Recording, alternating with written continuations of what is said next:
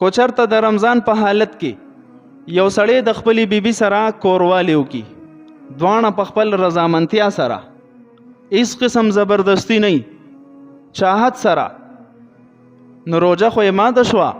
نو د باندې قضا هم لازم ده، کفاره په هم لازم ده، په دواړو باندې ښه، په ښځه باندې هم په سړي باندې هم. فقهاو لیکلی دي من جامع عمدا فی احد السبیلین فعلیه القضاء والکفاره. بیا به وروستو یو شپېته روژې نیسي، یو د قضا په وجه او شپېته روژې د کفارې د جرمانې په وجه، او هغه به مسلسل نیسي، چوټي به هم پکې میس کې نه کوي. نو ګوره حکم یې سخت دی، انتهایی چې څومره د انسان نه پرهیز کیدی شي نو بهتره ده.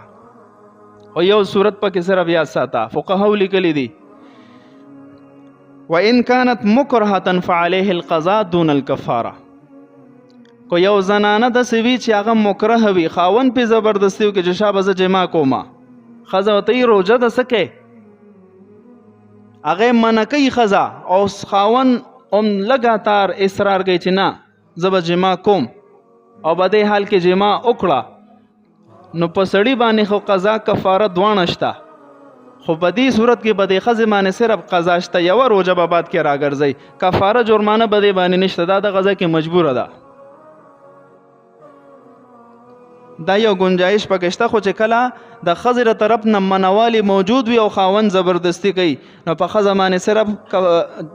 قضا ده، کفاره پې نشته، او په سړي باندې قضا کفاره دواړه لازم دي.